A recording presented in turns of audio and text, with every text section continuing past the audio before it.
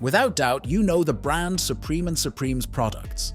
Supreme has carved out its place in fashion history through a combination of limited releases, strategic collaborations, and an unwavering commitment to authenticity. But do you know the story behind it all? Let's find out how Supreme was founded, what history and influence the brand has, and how it has grown from a small skate shop in New York City, with the ambition of being the hangout spot for local youths, to being a world-famous name, to finally being sold for literally billions of dollars.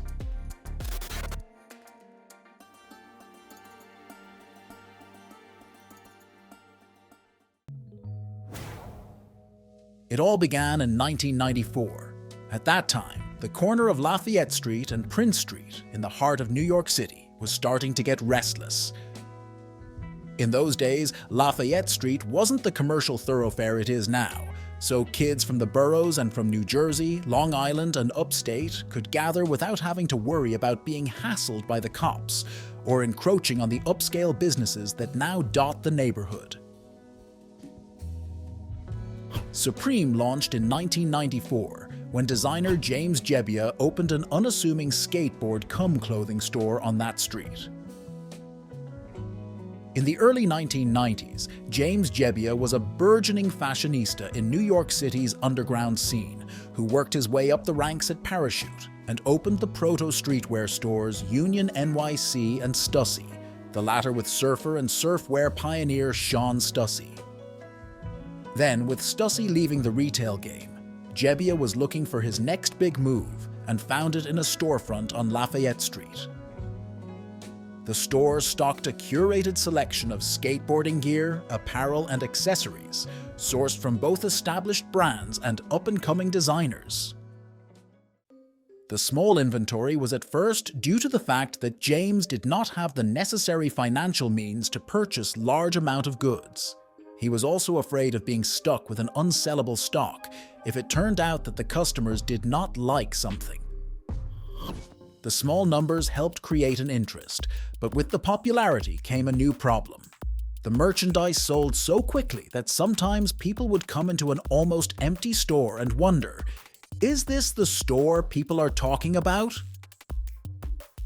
James came up with a solution. Each Thursday he released the apparel. By releasing the apparel each Thursday, he managed to keep up the hype, and people understood if something was sold out and then waited for the next release. The psychology behind it is that the more a user must interact and work for a specific product, the more alluring the product becomes. It is a strategy that has since been copied by several other brands. An example is the sneaker release hype of Adidas and Nike. It is essentially the same idea. The infamous box logo, a minimalist design featuring white text on a red background, became the symbol of Supreme's identity. Inspired by Barbara Kruger's work, the box logo transcended traditional branding, becoming a cultural phenomenon and a symbol of rebellion within the streetwear community. The first location of a Supreme store outside of the USA was in Japan in 1996, in the district of Harajuku in Tokyo, world famous for its street style. The Japanese have always been forward-thinking and had a love for streetwear. A Japanese businessman named Ken Omura, who was running the distribution company 1 Gram, had kept an eye on Supreme for some time and seen the growing Japanese fascination with the American brand. Omura got in contact with James and suggested that he should open a Supreme store in Japan. James realized what he just might be about to create, and he realized it was not just a random skate brand. Expanding to Japan has not only made way for a more commercial success for Supreme, it has also created a feature that Supreme is known and loved for today: gadgets. In all collections, there are now gadgets in the shape of everything from water bottles to pocket knives to dirt bikes or billiard tables. And it started because the Japanese loves gadgets they can put on display at home or on their desk at work.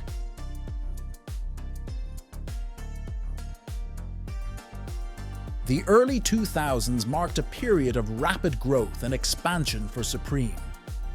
The brand expanded globally, establishing flagship stores in major cities like London, Paris, and Tokyo. One key factor in Supreme's rise to prominence was its savvy approach to marketing. Unlike traditional fashion brands that relied on glossy ad campaigns and celebrity endorsements, Supreme embraced a more grassroots, DIY ethos. The brand's logo became its calling card, emblazoned on everything from t-shirts and hoodies to skate decks and accessories.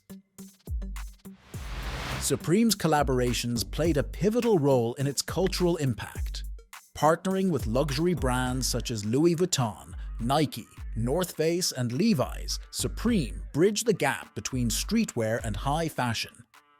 These collaborations not only expanded the brand's audience but also elevated its status, attracting a diverse and devoted fan base. Supreme's limited edition drops created a sense of urgency and exclusivity, driving fans to line up for hours or even days in anticipation of each new release. The limited supply of Supreme's products is creating a lucrative reselling market. There are examples of Supreme styles increasing 30-fold in price. An example is the legendary Redbox logo tee, which originally cost $30 in the store, but is now sold for over $900 on the platform StockX.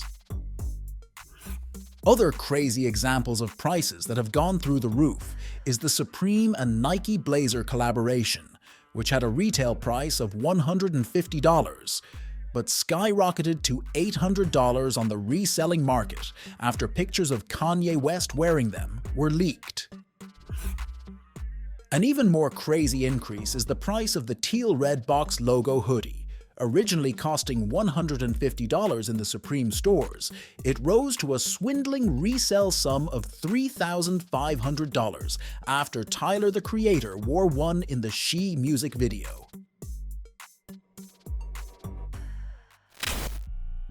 In 2017, the Carlyle Group invested in Supreme by buying around 50% of the company for $500 million.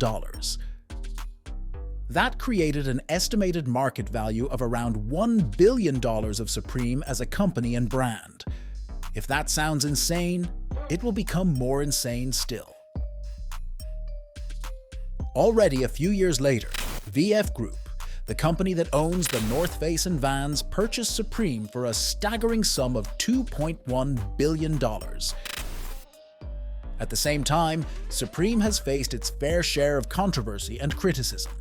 Some have accused the brand of selling out or diluting its authenticity by collaborating with mainstream companies or engaging in hype-driven marketing tactics. Despite these challenges, Supreme shows no signs of slowing down. In a GQ interview about the future and Supreme's development, James says, "We can just do what we've always done, which is try and be open, try and be very aware of what's going on, and try to make the best things possible for today's generation while keeping it true to ourselves."